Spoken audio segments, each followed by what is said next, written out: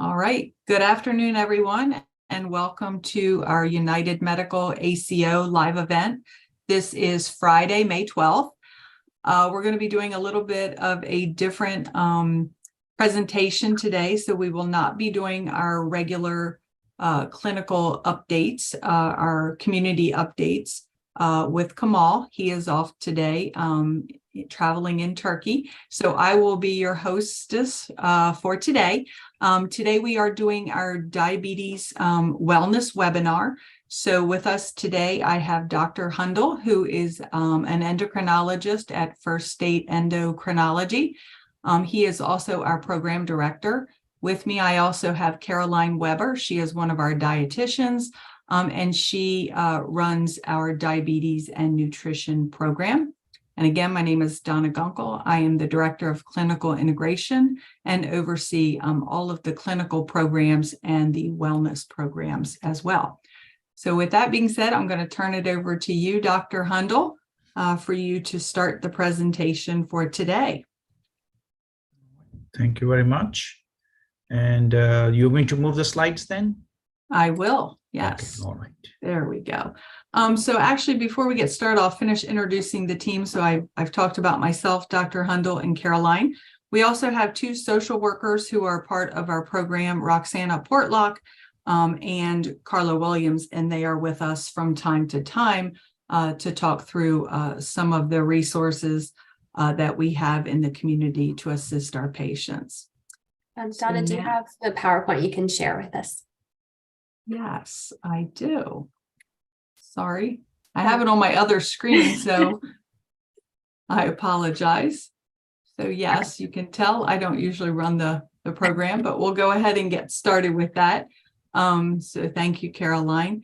So moving on to our first, here we go. This is our panelists for today, and we're going to be discussing traveling with diabetes. And Dr. Hundal, I will move to your first slide. All right. Okay.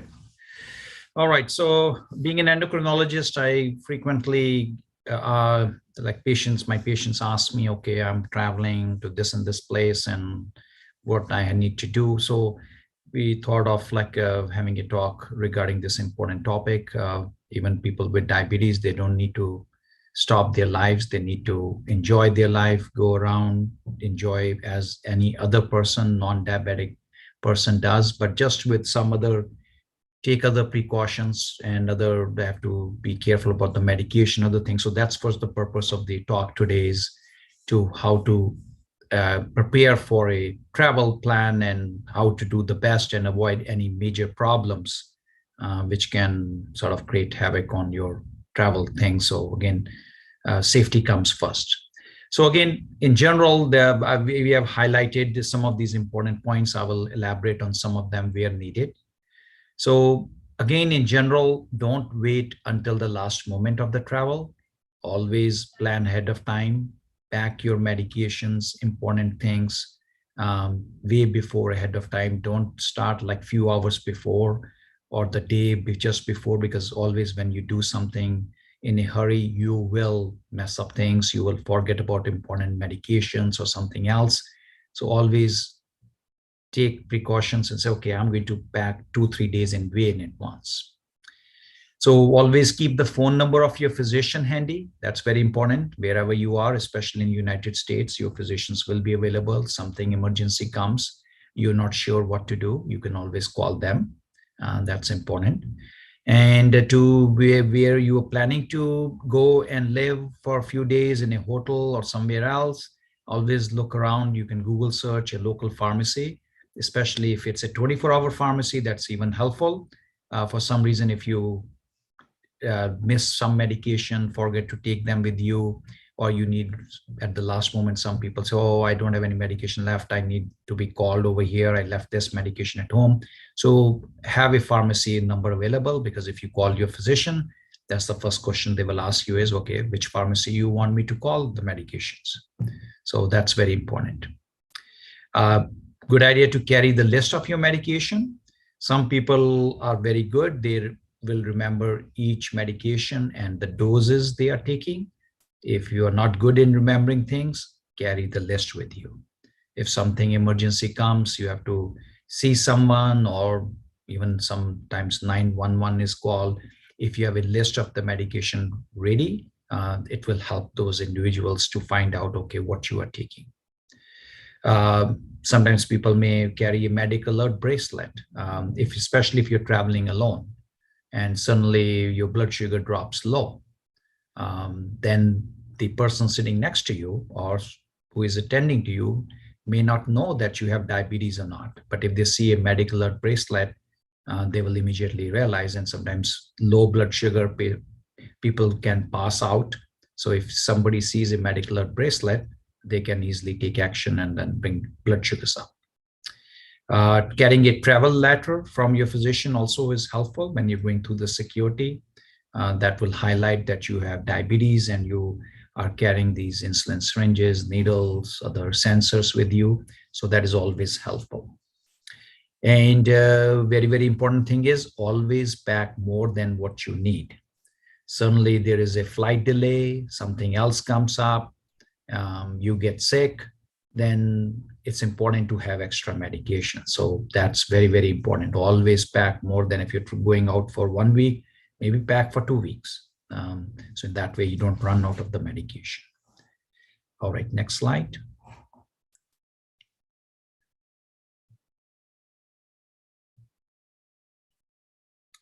Now, if you are wearing your sensor, glucose sensor, or you have the insulin pump, then you can, while going through the security, you can let them know, so that in that way they can sometimes, if you don't want to go through the main machine, like where they screen you, they can just with a handheld screener, I mean, they can patch you and just make sure that your equipment doesn't get damaged. But in general, going through the security, it doesn't damage.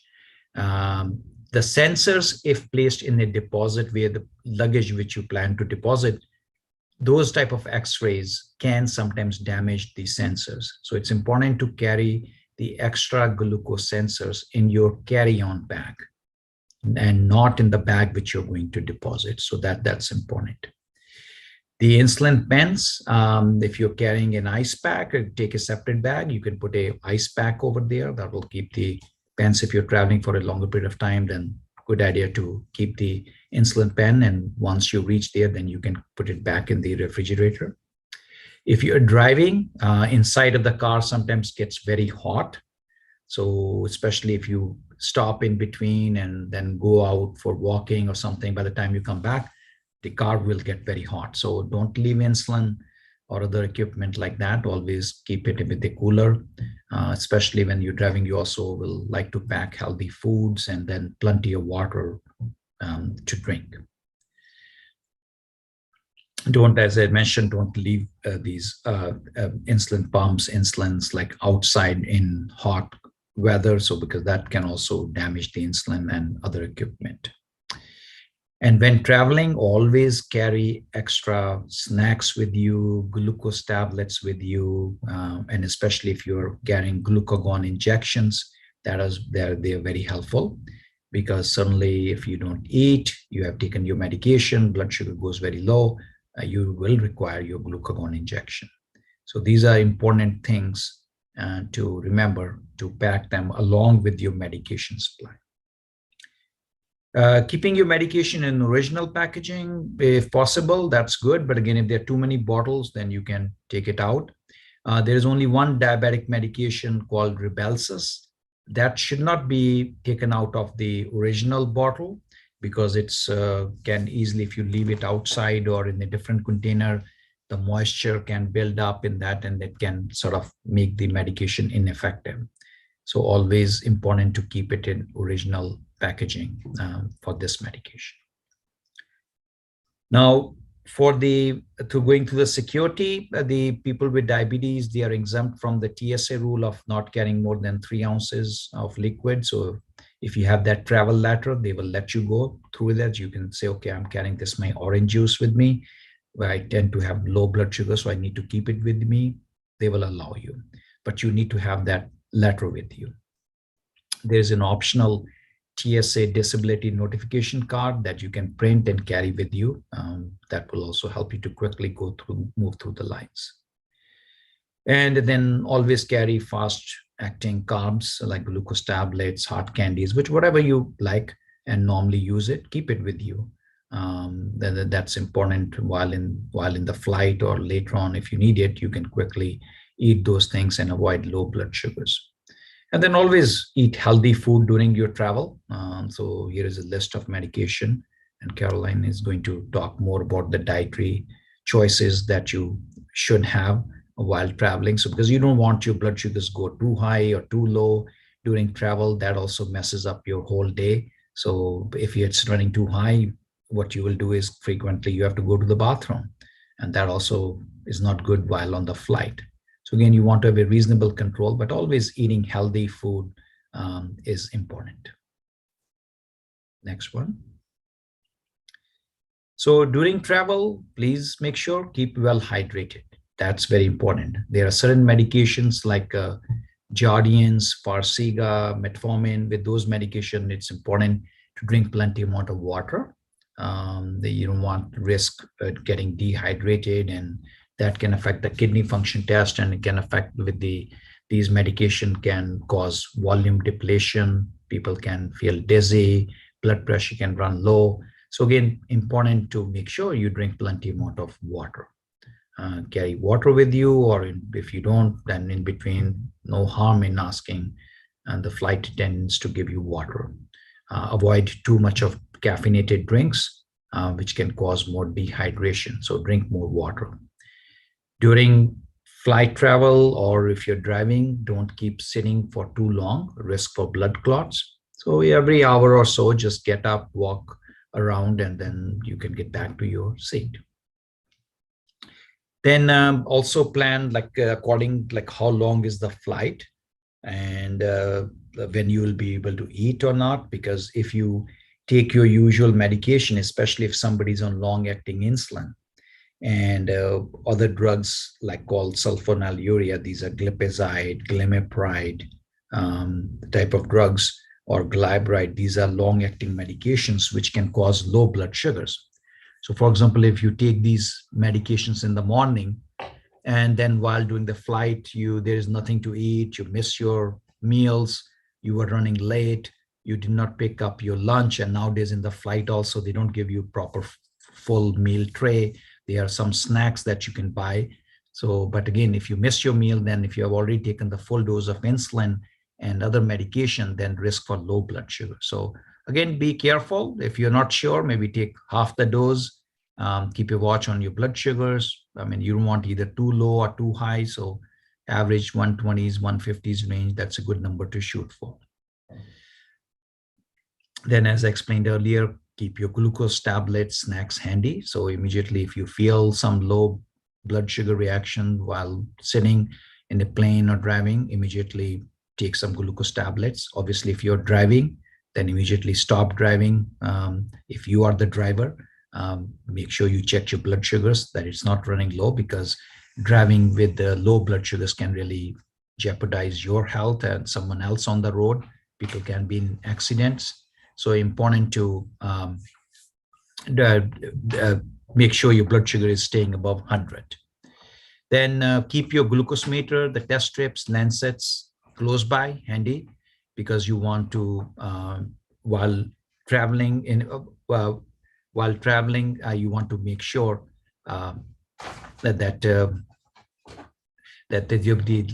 if you have in somewhere else, it's not handy, then you will be where to find the lancet. So where is this? Where is that? I need check my blood sugars. So always keep it handy, which is easy for you to check if the blood sugar is on the low side.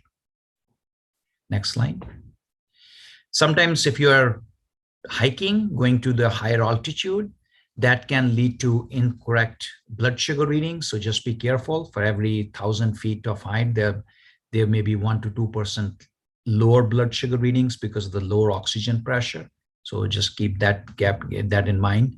And also when flying, just avoid injecting air into the bottle sometimes, because the pressure that can cause more pressure buildup. So just have to be careful about these things. But most of the time, the pressure within the air flight is reasonable and you should not have a problem.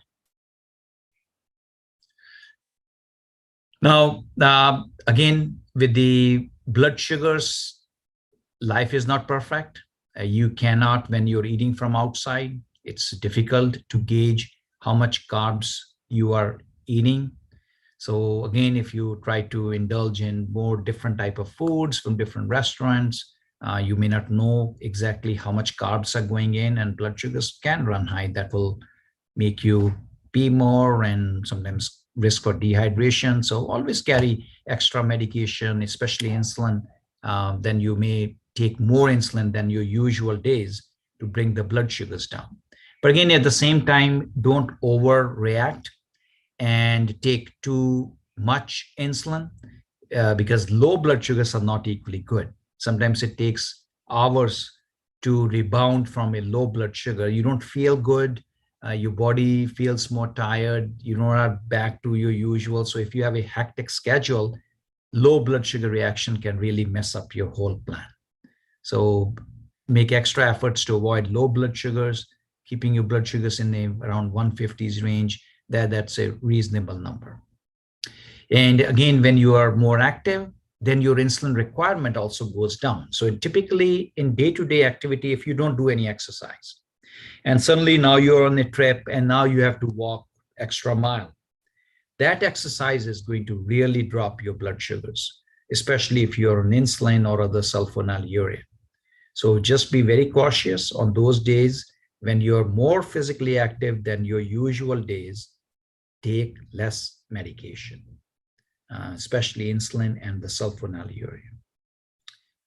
Then eating outside, as explained earlier, especially like, for example, here I've given an example of if you're on a cruise, there's always a buffet. So our temptation is, okay, keep on eating, eat more. So again, that can also mess up your blood sugars, can run high. Then while sleeping, you have been frequently getting up to pee because that will make you urinate more often, risk for dehydration. So in that way, it's important to not to overdo on your eating, still eat healthy foods, maybe order small healthy meals rather than eating from buffet, or if you're eating from buffet, make the right choice. But in general, avoid high carb meals. Then again, physical activity wise, sometimes we get carried over, like we have companies and they are walking at their own pace. They are doing their exercise, everything. If you are not used to do that type of activity, please stop. Don't try to compete with others. Know your body. If the body is telling you something wrong, stop. Don't go to that same level of activity as someone else. So again, as explained earlier, in unusual physical activity can drop your blood sugar. So keep a close watch on your readings. Then while outside, please be careful. Don't be in the sun for too long and get a sunburn. Then if diabetes under poor control, sometimes with these severe skin burns, then risk for infection. If you're at a beach, don't go bare feet. Wear some slippers. And at the end of the day, very important to inspect your feet for any cuts, any injuries, because you want to take care of them immediately rather than let it run like that and then have infection that can really spoil your vacation. So be careful, carry some cleaning wipes with you. It's a good idea to keep your hands clean before checking blood sugars or injecting the insulin. So that because sometimes you don't find anything to clean your hands. So it's important. Sometimes the food is sticking on your hands, especially juices or something, and that can falsely give you high readings. So good idea to at least clean your hands before checking the blood sugars. Then always carry a small disposable box for the sharps, for the pen needles. That's rather than you want to throw it here and there. So just good idea to keep it with you. You can dispose of your syringes and the pen needles. And if somebody's on insulin pump, very, very important to carry insulin syringes with you, because if there's sudden pump failure, then you have to inject the insulin. You already will have a insulin vial with you. So you can then use the syringe to inject insulin before each meal. And then in the middle of the night to at least you can carry on before the pump company sends you, like typically they are good. They will send you a new pump within within 24 to 48 hours. But during that time, you should have insulin syringes to be able to give yourself insulin. And the insulin, as I explained earlier, carry in with the ice pack. And then once you reach your hotel or somewhere else where you will be residing, you can keep the other insulin which are not in use, any other things in the fridge, and the insulin pens or the vials which you're using, that's good even if you leave at the room temperature. Next one. So I think this one I explained earlier about the eating the carbs, and Caroline is going to go more in detail about the diet. But again, please don't overdo on the carbs. That's very, very important. Eating outside pizza from one shop to the other shop, the amount of carbs in the food will be totally different. So again, watch your portion size, take the right dose of insulin, and avoid extreme high or low blood sugars. If you are not sure that about the food, then take less insulin. That's important.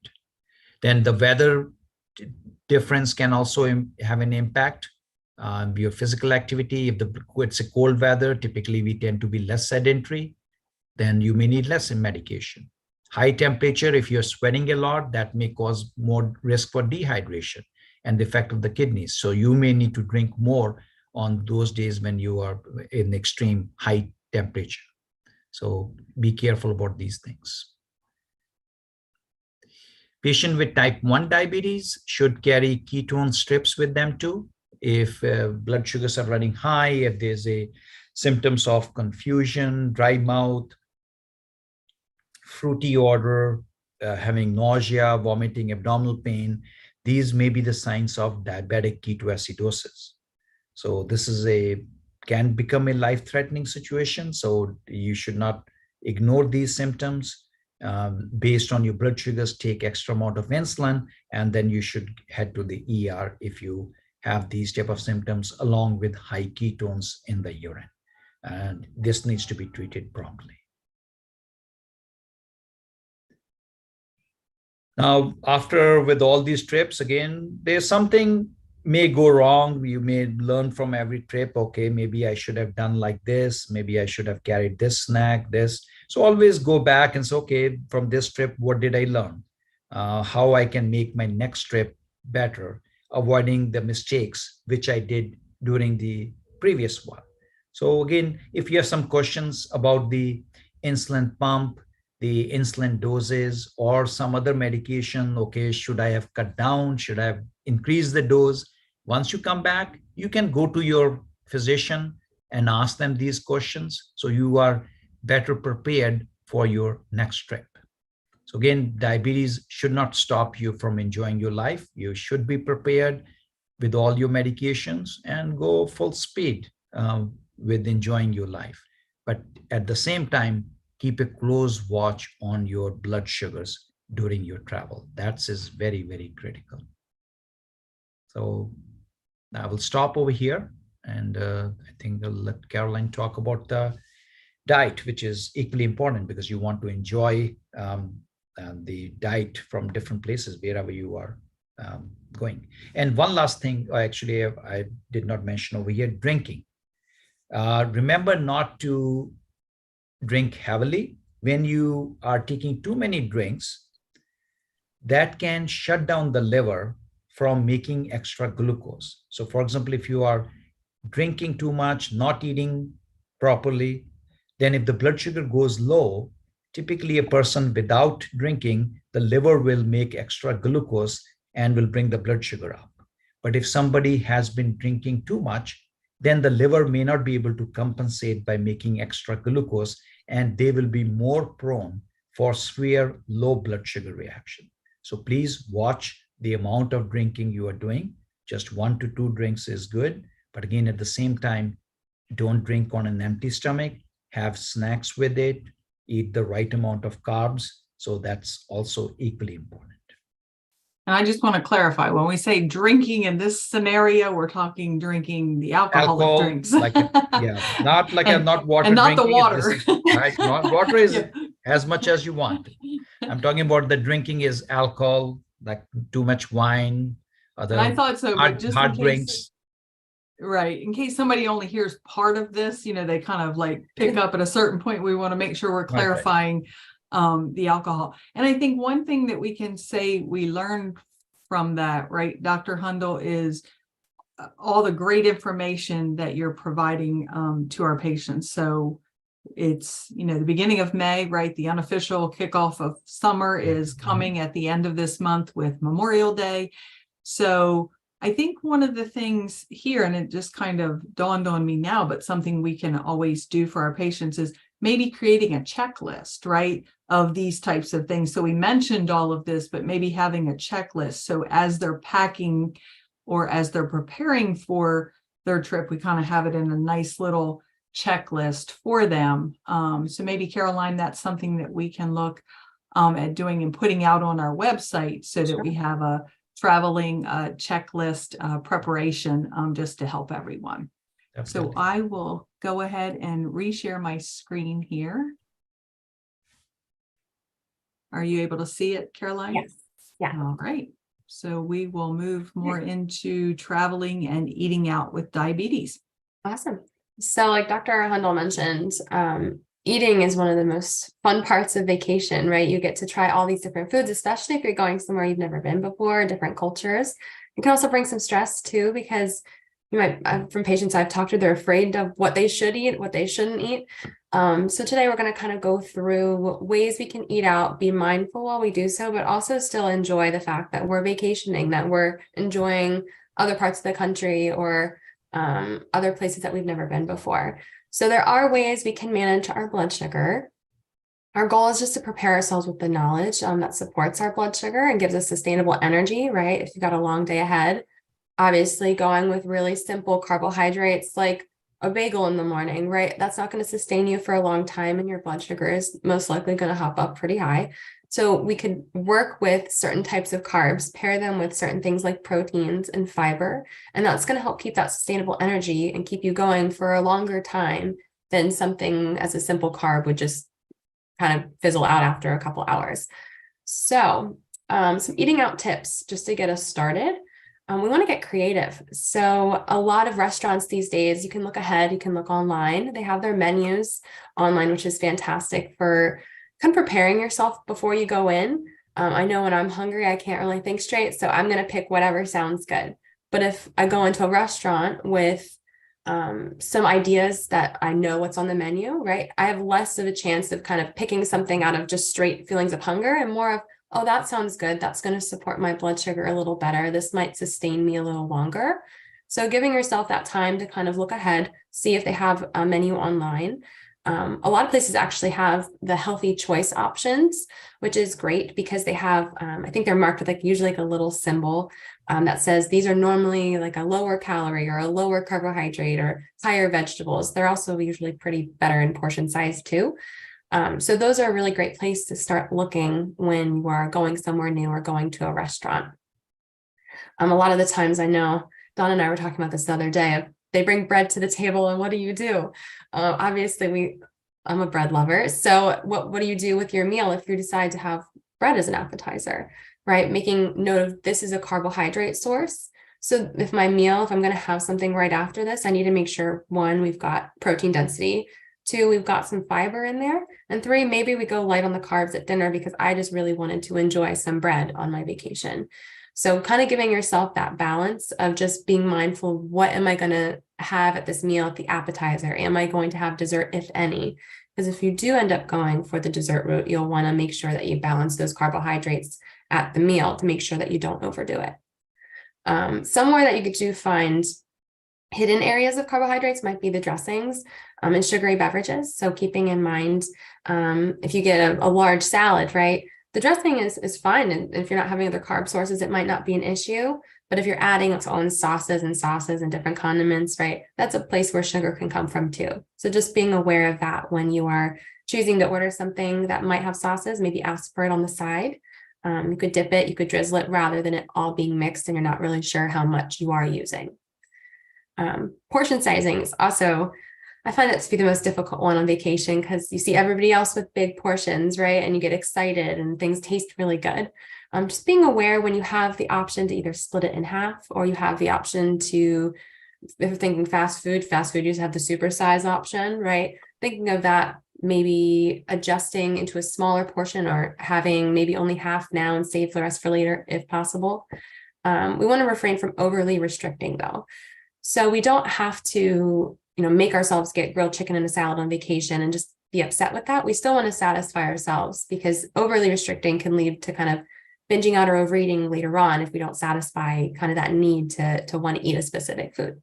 So our goal is to maybe balance the type of food that you're really craving or you're really wanting with a little extra vegetable, maybe a little extra fiber thrown in there. Maybe we just portion size out the carb instead.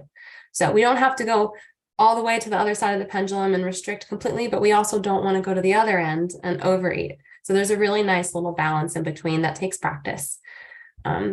Switching up your sides is one of my favorite things to try, especially on vacation, just because sometimes the meal itself is pretty heavy in carbs. So say you wanted something fried or you wanted something that's pretty rich in carbohydrate, right? Having a side of fries or a side of onion rings or something like that is going to up your carb intake for the day. So maybe seeing if you can switch out a side, maybe add a side salad instead, something with a little extra fiber, a little extra vegetable there. That can do a lot in maintaining your carb levels for the day too. So these are just some general eating tips. If you go to any kind of restaurant, just keeping a mindful eye of. What was really on my mind when I was thinking of traveling is we were just stuck in a car for 8 hours on our recent vacation and we were stuck with fast food options because we didn't have anything else. So I wanted to discuss ways that we can include these foods because these foods are often like a big no that we talk about of just making sure we don't eat these places often because a lot of the time the carb amount is pretty high and then usually the protein can be pretty low and there's a lot of other kind of components that might not make this the healthiest choice. So our option is to try to find a way that we can kind of avoid demonizing this food, but instead focusing on what can we have here that's going to support our blood sugar best if this is an option for us. If this is the only thing that's available on the road, how do we approach these places and do it in a way that's blood sugar friendly? So we're going to go over these most popular. Of course, there are way more than these, but we're going to go through some of these restaurants and fast food places and see what are our best options to look for on their current menus. So next slide, please. So we have Taco Bell and Chipotle. So we can see by both that they have some bowl options. They see some vegetables here, which is great. I think these two places have some really awesome healthier choice areas because you can see Taco Bell has that fresco menu, which is nice because they're going to label everything. The beautiful thing about food service now is they usually have at most chain restaurants a label that tells you the nutrition information so that you can make an informed decision kind of what carbs are going to support my blood sugar best right now. Do I have fiber? Do I have protein? That type of thing. So one of the best things at Taco Bell that you can maybe look at are some crunchy style beef tacos. They're around 32 grams for 2 tacos. So keeping that in mind, that's a good portion of carb right there. So making sure that if you're going to do a side, you take that into account, right? We make sure maybe there's a side salad option, or maybe we're going to have a side of beans to add extra fiber, right? They have about 13 grams of protein. So it's not a large amount of protein, but it's still a good source if you're getting 2 small tacos. The Power Bowl is really nice right here. We can see it is pretty bigger. It's bigger than the other options on here. So it is on higher carb level. So it's about 65 grams of carb, but this is a great splitting meal. So if you're splitting it with someone, you just want to have an extra side salad and split this with someone, that would be a really great option to split. As for Chipotle has a different couple options. They have a really nice salad bowl where you can add your protein on the top. And a lot of these places now have online menus where you can go online and look at the nutrition information. You can even customize some things, especially with Chipotle. I know you can swipe left and you can get like half portions of things. So say the bowl, sometimes the bowls, if you get the rice bowl, it's pretty dense in rice. So you're going to get a lot of carbohydrates from that source. So you can do half a serving of rice and then load up on extra beans or extra chicken or extra vegetables and get extra fiber in there too. So you do have a lot of customizable options here. It's just kind of knowing what you, one, are really craving, right? If I'm really craving, I want some rice, but I don't want a whole bowl of rice, right? You want to take that into account. If you're on the road, you're not moving, you're not being very active while you're on the road. So taking that into account as well. So our next place is Burger King and McDonald's. So these are a little harder to find the best option to manage your blood sugar because you don't have a lot of options for added vegetable, a lot of option for added fiber. So here we kind of pick and choose of what is going to give us the lowest density of carbohydrate and the best protein source when we need it. The Whopper Junior tends to be the lowest carbohydrate amount. That's about 27 grams of carb.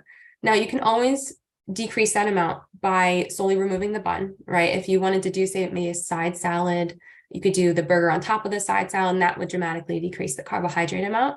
It does have about 13 grams of protein, so you are getting a good source of protein.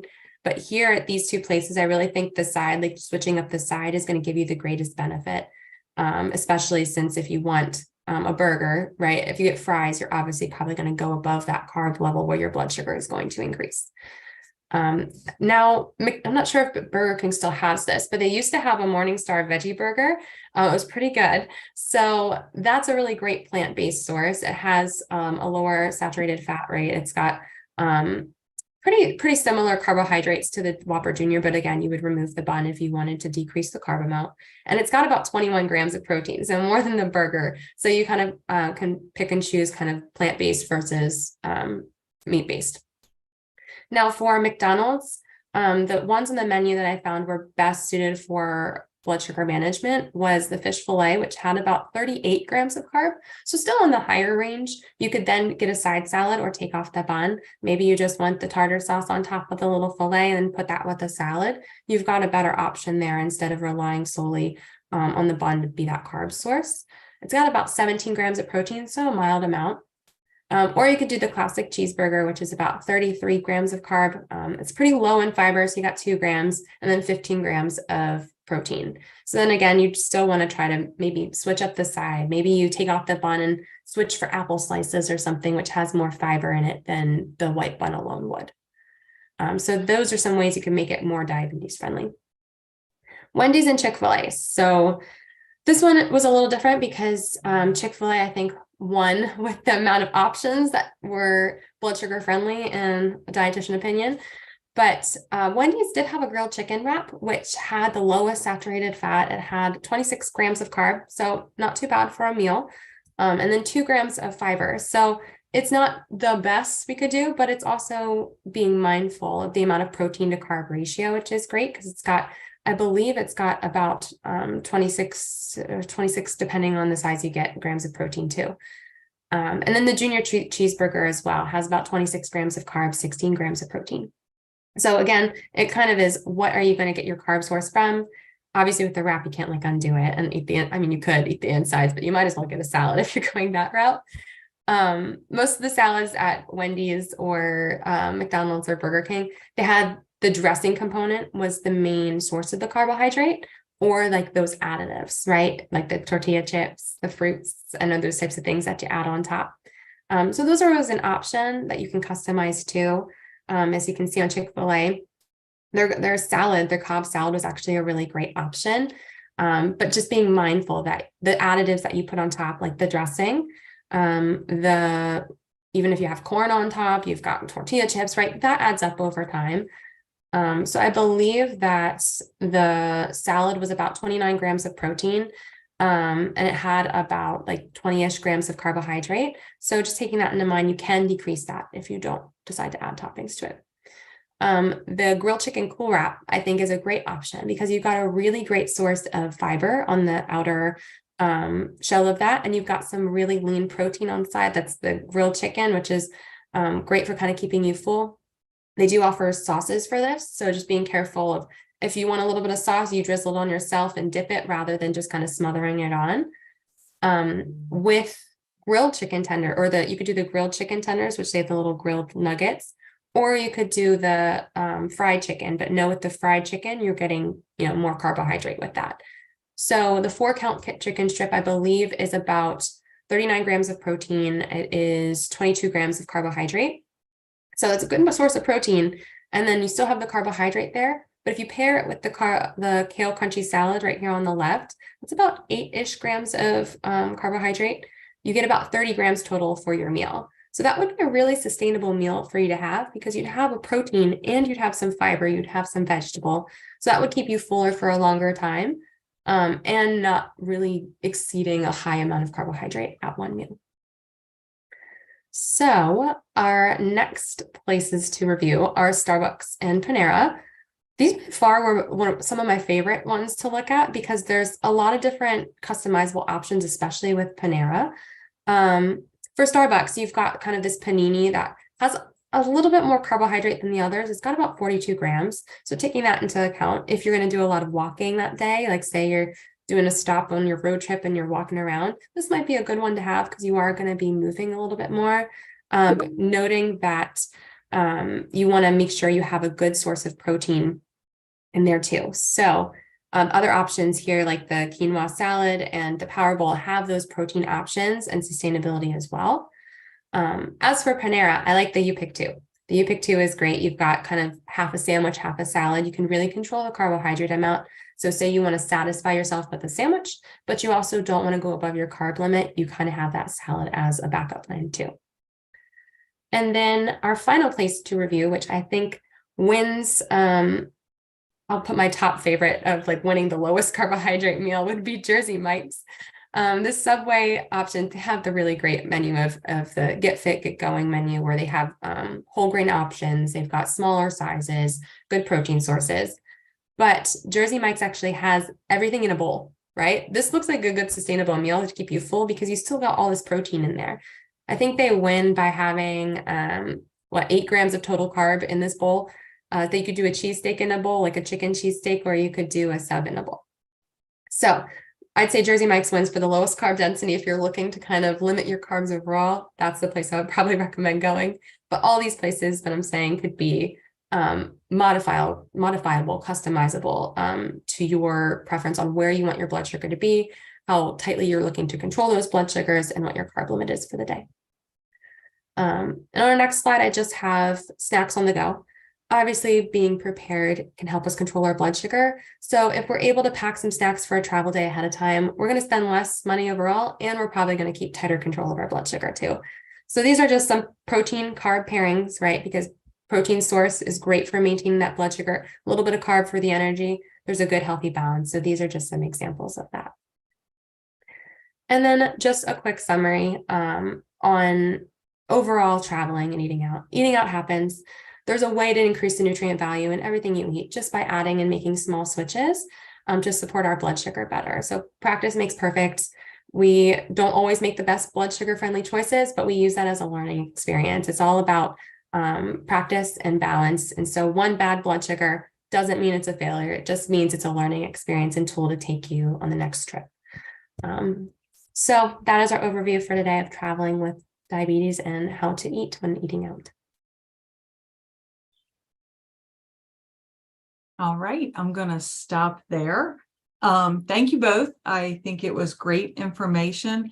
And I know that Caroline focused a lot right on more of the fast food places, but I think as she was talking through that, it was giving you information though that you could carry over to any type of restaurant, because again, it's going to depend where you are. Are you local? Are you, in an area that doesn't have very many restaurants? Are you in a whole new country?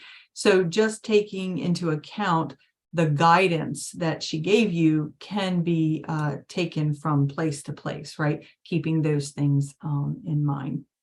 And again, I think having a checklist, we did not build one here for you, but that's something we certainly will do in the future and put on our website. But I think even listening to this, hopefully you can jot down some of those things.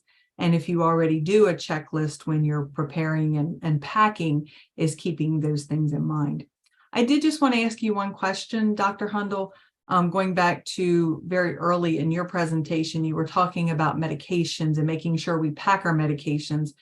And I think one thing that I've heard, patients sometimes say is, well, what if I'm going to be gone for 3 weeks and my medications are due to run out halfway through? they can always call and get you to either put in a refill early, or sometimes the insurance company can do an override to even give them a certain amount of medication, correct? Knowing that they will be traveling. Yeah, there are a lot of people who travel overseas, goes out of the country, and they always request a larger amount of medication. So we just, when we send a prescription to the pharmacy, we usually write down that. The purpose. Yeah, so Right. that is what most of the time insurances don't create any problems. Right. I just wanted to put that out there so that people don't worry, what do I do if it's going to run out? So again, reaching out to your provider office and making sure that you're addressing that in Right, advance. right. As Dr. Hundal said, don't wait till 2 hours before you're going to leave, right? You need to do it. So you should be looking at that a week or so in advance and preparing and having time to call and get through to your physician office and have them call it in, and the pharmacy to fill it. So again, thank you both for your time today, and hopefully this has been information that will benefit many patients as we prepare for the summer and usually an increase in traveling.